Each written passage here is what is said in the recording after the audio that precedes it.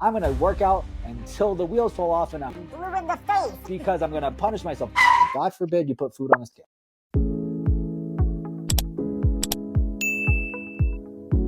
What's going on, Nutrition Build Strength? Today we're back with a community conversation with one of our members. Her name is Megan. Megan, why don't you introduce yourself?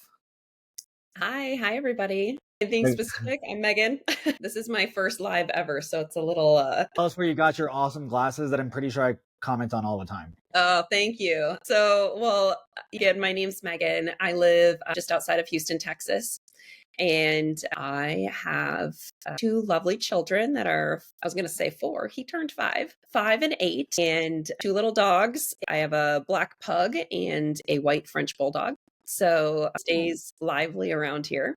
We're Frenchie owners. We both had Frenchies before, so we love and pugs are another one of our favorites. And your Kay's not far off from the little one. Kay will be 5 next September, but we're not rushing. It goes too fast. So Megan, we're going to just jump right into it. So tell us a little bit about why you came to Nutrition Build Strength to begin with. What was the struggle you were facing? I know you had lost a little bit of weight on your own, which is something that I think for a lot of people, they lose weight on other programs and they think, well, I'll just go back to that program or I'll just continue doing what I'm doing. But something made you decide that you wanted to come and try out something a little bit different. So talk about that experience. So fluctuated up and down. And then after having my daughter, I was able to bounce back a little quicker. And then once I had my son, I felt like my weight just kept creeping up. And I remember one day I was like, I cannot do this anymore. And my husband was like, it's 110 degrees outside. Just go start walking. Just go.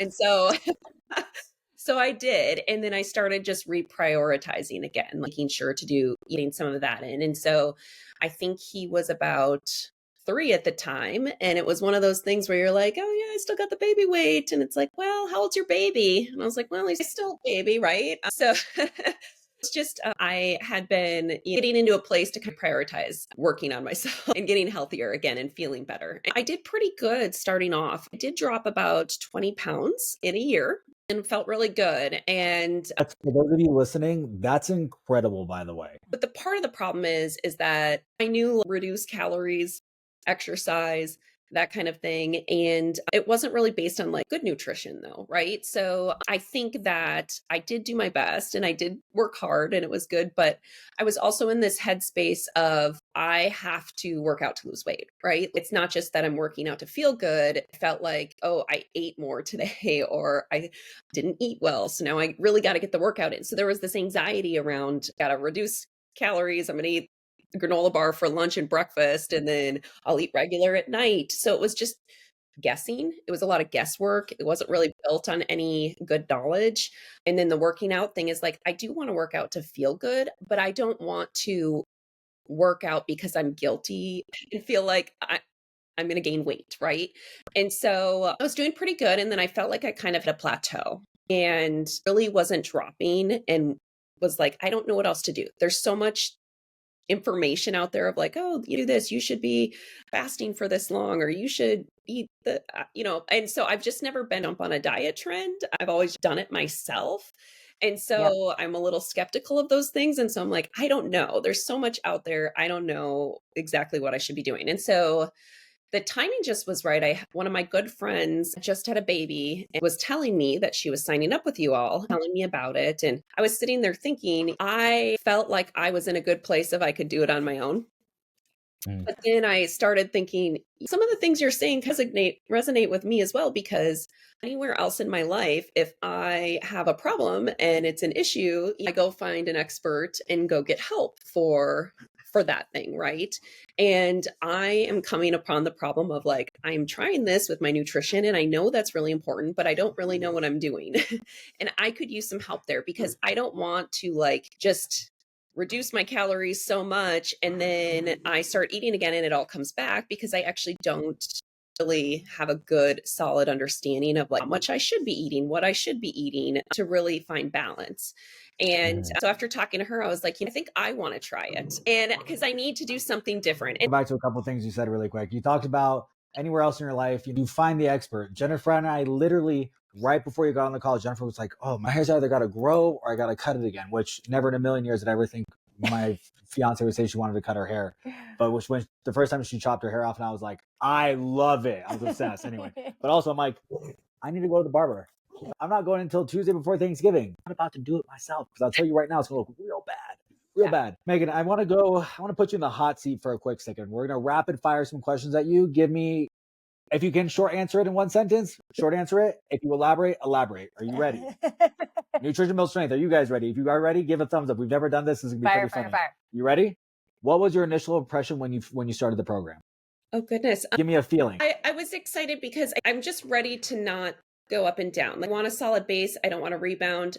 I want to get to a place where I'm confident that I can maintain. My initial impression was that this program, that was really important, and that was what to work towards, not just to keep me buying your product. It was to get me to a place where I can sustain this and really have it be life-changing. Now, once you were in the program, that's after you started.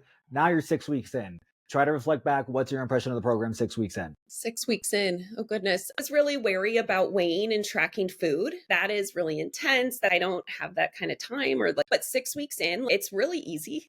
It doesn't take me long at all to track food. It doesn't take me long to weigh food. And now that I've weighed food, I know some things. It's just like knowledge I have about certain things now that I don't have to necessarily do everything every time. I came to realize okay, this isn't as scary or as intense as it could be. Can you share any big breakthroughs or pivotal moments in that beginning time frame that really shifted things for you?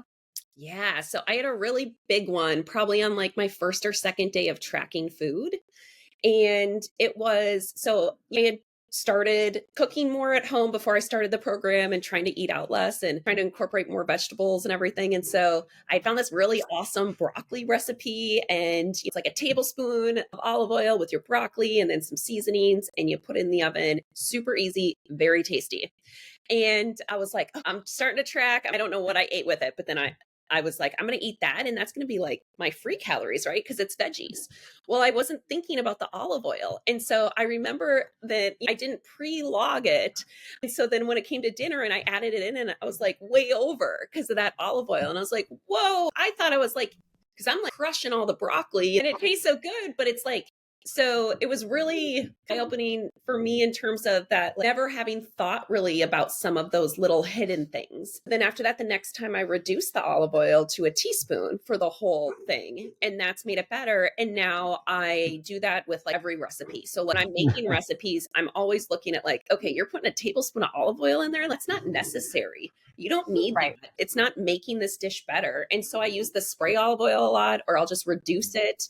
I was shocked. I was like, whoa. So some of that knowledge and expertise, I'm sure, came from the relationship that you have with Afton, with your registered dietitian. So tell us a little bit about what her role has been in your success so far. I think it's been really helpful just to say, here's where I'm at, here's what's happening, and hear from her that it's okay. So I spent this summer doing a lot of traveling. My kids and I stayed for a month up north at my parents' house. And so there was a lot of days where food was a little wild, right? And it's just nice to have somebody help take you out of that headspace of oh no, I'm ruining what I made. I have to have all this guilt, and having someone there to say, you don't have to feel guilty about that. You're traveling, just get back on track these other days. Indulge today, enjoy. My husband and I had our 10-year wedding anniversary, and she was like, don't even count today, just go enjoy it. And we did. And so I think some of that mental baggage that you have as you're trying to lose weight, and then once you've lost it as well, trying to get rid of some of those old thoughts, it is helpful to have somebody there reinforcing it is okay for you to indulge on these different days and to really enjoy good food still. One of the reasons I joined the program is a diet isn't sustainable for me. I need to be able to eat foods I enjoy because I like food. I like to go out with friends for drinks. So I don't want a super limiting diet. I want something that I can sustain. Also learning not to be oh my God, the scale's up. The scale's up 2 pounds because I went out Saturday. It's okay, it's fine. I'm going to get back. You've had some incredible metric-based progress. Your first 20 pounds before us, another 20 with us, 5.5% down in body fat, 5, I think, inches off your waist. Those are all incredible metrics, which we have touched on almost nil to none. I just want to go back and talk about the things that you've talked about. You've talked about things that the program gave you, the education, the knowledge. That is, in my opinion, one of the most in that, I hate to say it, but nobody signs up for Nutrition Build Strength, because I'm like, the amount of knowledge that you're going to gain, that you're going to take with you indefinitely. Nobody signs up for the program because of that. In my opinion, that is more valuable. That is the most valuable thing you get. You've talked about that. You've talked about your shift, your relationship with food in multiple facets. You talked about, I'm not afraid to have drinks. I also know I'm going to use this word because I can't think of a better one. I know the consequences of when I have drinks. And I also know how to behave the next day, not to make the quote unquote consequences be this massive spiral of doom. So you've learned that you've changed your behavior with food. You've gained knowledge. You've changed your behavior with food. And more, the last thing I want to touch on, and this is what I hear from you. I don't care about the metrics, to be honest. I really don't. You talk about weighing food, and you talk about your mindset prior to weighing food. And this is always comical to me. This is my favorite thing. You're like, weighing food sounds like a lot. We hear that all the time. And then I'm going to ask you the question. People are so willing to eliminate all the things. I'm going to eliminate carbs. I'm not going to drink. I'm going to do 75 hard. For fuck's sake, I'm going to work out until the wheels fall off and I'm blue in the face because I'm going to punish myself. But God forbid you put food on a scale. And it's not nearly as time consuming as you thought in comparison to the other things. So I want to ask you this question. If you can pick one or two things, most differentiating things between what we do here at Nutrition Build Strength versus things you've done in the past, are there one or two things that stand out the most? I think one of the big things is that my calories are like, I am in a deficit, or like in a deficit, right? I did that before on my own. What that looked like when I did it on my own was trying to do like nutrition bars that aren't really that nutritious. Just being hungry in between and cut out a lot of that, other stuff. What's been really different, and it is also related to the weighing thing, is I was the one that I was like, I'm not weighing my food. I'd see TikToks and people are making a recipe with weights, and I was like, man, I want to make that recipe, but I don't know how to do any of that, and I don't want to, that seems complicated. I don't want to learn that.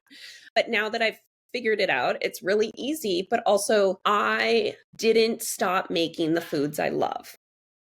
So one of my favorite dishes that my family eats once a week or every other week is a spicy sausage tortellini soup. And it has the tortellini, it has cream cheese in it, it has spicy Italian sausage, but I have reduced the cream cheese by half to reduce some of the fat, right? I put in a whole bag of spinach instead of a cup, and nobody minds. Everybody loves it. So I've done little things like that to tweak the recipe, but really it hasn't impacted flavor. But I just know how much to eat in a sitting. Or depending if I didn't have a lot, I can have a little more, or whatever it may be. I'm still eating it and enjoying it, and I love it. And I have a little dessert every day. I love yasso bars. I eat a yasso bar every single day. It's the treat at the end of my day. They're delicious and I love it. And so that is one of the biggest things, is I now know how to eat foods I love, just eat them in a proportion that I should be eating them versus just reducing and trying to eat granola bars and just crap food, right? And so just am more satisfied. I feel like I enjoy the food that I eat, even in a deficit. I remember when we first sort of talked to you in the beginning, it was like, well, my kids, we eat together, a little worried about relationship with food that I'm painting for my daughter, those kinds of things. How has the Nutrition Built Strength allowed you to be almost like a better mother? Because you're not just eating crap bars, you're actually eating real food. You're having dinner with your family. Talk about that piece. Because I think there's so many moms out there that feel like, well, if I go on a diet, everybody else is going to know I'm on the diet. How have you been able to integrate that into your lifestyle? So I don't use any language like that with my kids. They see me eat. I'm not like, eat. It's not, oh, mom can't eat that. I've learned how to not snack on their goldfish or like random food. I used to do that all the time. I'm really good about not doing that now. Even now, I'll grab a goldfish or something, and I'll eat it. And I'm not enjoying this. I don't want to eat this. And so I just have a better sense of that's not what I want to put in my body. I don't enjoy it. And so I think they see me eat a lot of vegetables. We don't eat out very often anymore. I prepare most food at home. We still will eat out, and they see me enjoy my food. So I feel like they see me not just grabbing a bar and eating that as my lunch. They see me eat a real lunch. They see me eat a real dinner. They're seeing me eat vegetables. They ask me questions about it. They want to try it. They usually don't like it, but they're being exposed to it, and hopefully someday they'll be less picky. It's helped me also frame food choices that I make and help them frame food choices for them.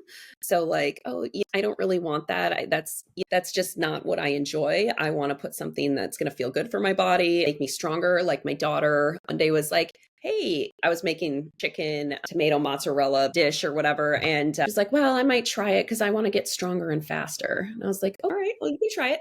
Now, she tried it and didn't like it, and that's fine, but she wanted to try it. And she also connected trying it with body being stronger. And so that tells me that it's going in a good direction. Amazing.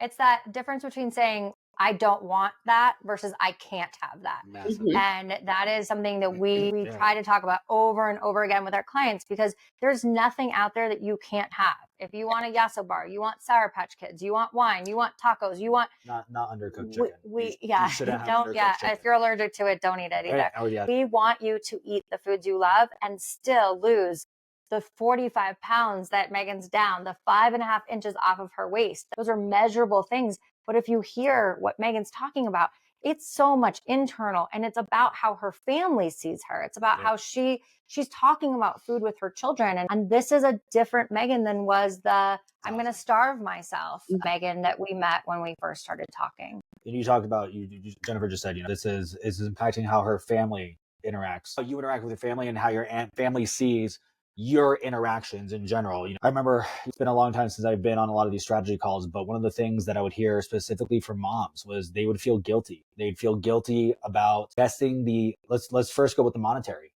investing the financials into themselves or investing the time. I understand why you feel guilty. But if I were to take a bird's eye view and you were to sit with me and look at the way you interact with your family now and the way your family interacts with you, I'm sure you would be able to pinpoint and go, wow, I am not the best version of myself here because I am tired. I am famished. I don't feel well. And you would see that the things that you're doing currently that you're afraid are going to be hindered by you focusing on yourself, they're already not where you think they are. If we were to ask those same questions, that view looks very different. And Megan, you're the proof in the pudding in that. And I love that you said you're just behaving differently for you, but it's rubbing off on your family in a positive way. Again, those are things that we can't say are benefits of the program, but when we hear them over and over again, it's one of those things that's so much more important than anything. So Megan, we always ask at the end, there are people out there that are on the fence that want to do this or are close to, they're trying to gather information. There's so many different programs out there. What would you tell them about getting on a call and taking the leap? We're right around the holidays. Investing in themselves can feel very daunting. What would you say to those people out there? I was at a place where I was like, I got this. This should be pretty easy and logical, right? This shouldn't be that hard. And I've done it so far. That's a lot of money to spend, but I spend a lot of money on a lot of things that mean nothing, right? That don't bring us lasting value. And if it was fixing our car, we would do it. If it's your water heater goes out, you would do it. There's things that you would do because you needed to live a healthy, good, secure life, right? And I think a lot of times we think of our health and assume we can do it on our own, or that there's a fast, cheap gimmick to do it, right? And I think wasn't looking for the program. It's just, was lucky a friend had found it, and that I was like, I am stuck. I'm at a plateau. I don't really know where to go from here. And it was worth the risk. I feel better. Even when I was at a smaller weight before kids, in my wedding, when I got to my smallest weight for my wedding, it was reducing calories again in a way that wasn't sustainable. And then after the wedding, I put on some more weight, right? And not as much as after having kids, but I did. I couldn't sustain that. And I feel that I'm at a place where I'm going to sustain this. This isn't changing. I feel really confident about that. And so I think it's worth investing in yourself because I feel good. I enjoy the food I eat. I enjoy the food I cook. I go out with friends and have fun. I eat real good food still. I don't feel restricted. I feel that I just make choices and that I'm better equipped to make choices that work for me and that feel good for my body. And also that I want to pass those good skills and behaviors on to my children and for what I want for my family. I love that. We could talk to you forever. I want to know about your Thanksgiving. So post in the community, post in 3.0, because from somebody that used to be afraid of food or that would feel like they're going to be totally derailed to you're going to go into Thanksgiving, I'm sure, and you're going to hear it from Afton, I guarantee, and she's going to go, don't track. throw it away. Take pictures with those family members, right? Put it away. Do you have Good. anything before we go? No, thank you so much, Megan, for joining us. Thank you to Nutrition Build Strength. You guys, we have 5,000 members. That's such an incredible milestone. So I announced that yesterday. Please, if you are thinking about getting on a strategy call, I promise I don't bite. I will spend an hour with you. We will talk about where you are, what your goals are. I will help to design a program that is specifically for you. I will walk you through our roadmap for success, and we will get you to where Megan is feeling, where you are taking care of not only you, but taking care of your family too. So with that said, thanks so much, Nutrition Build Strength.